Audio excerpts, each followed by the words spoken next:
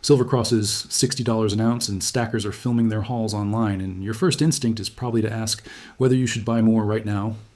That is the wrong question. The question serious investors are actually asking is different. Why does a physical asset with no yield and no cash flow produce this kind of compulsive behavior in otherwise rational people?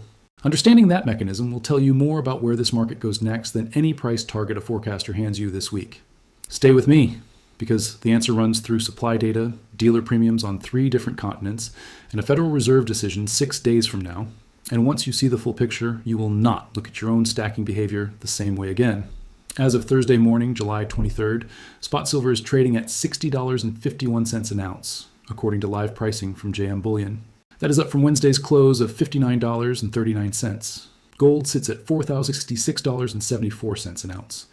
Put those two numbers together, and the gold to silver ratio has compressed to roughly 68.7, down from above 70.7 just 2 sessions earlier.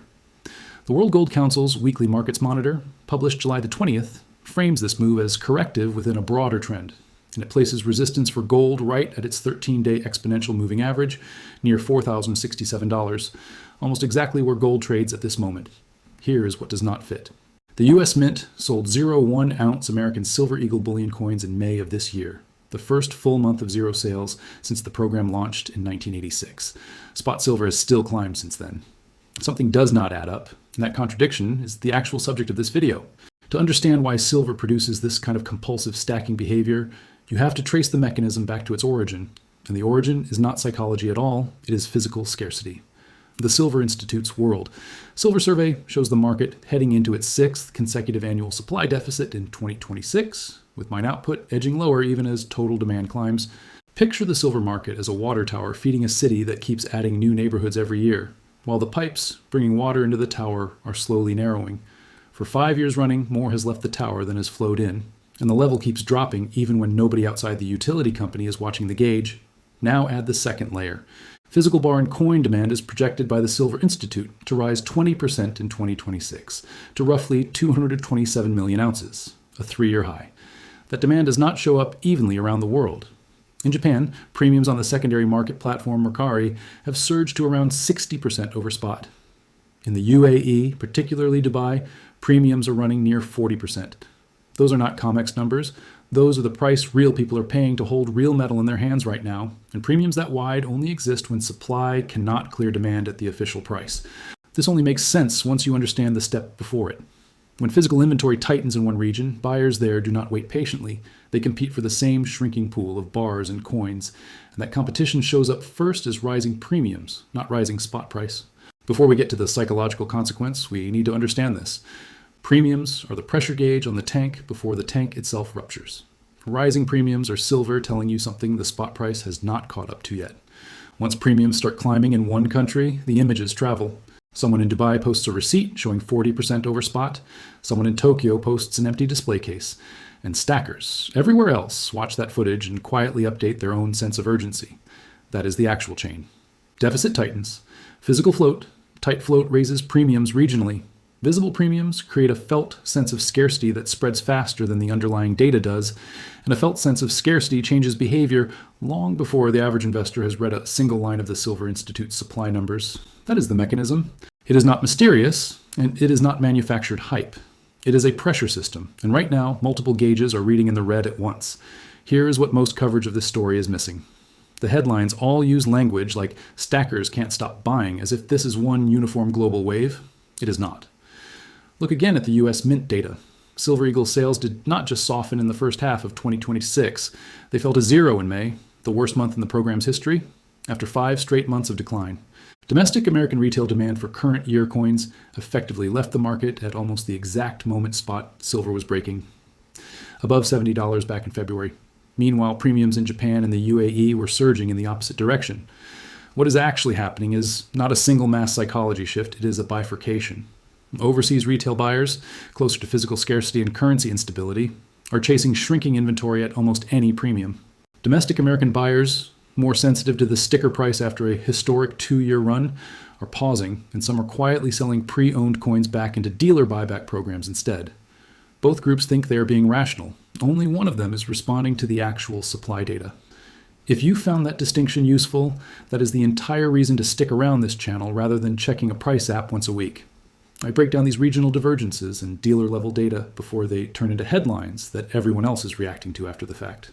The next Mint report, the next Silver Institute update, and the next FOMC decision will each move this bifurcation one way or the other, and I will be covering all three as the numbers land. Subscribing means you see that analysis before the price has already moved, not after.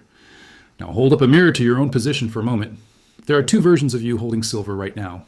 One version can tell you, in a single sentence, exactly why they own it, what specific data point would tell them their thesis is wrong, and at what price or event they would actually reduce their position.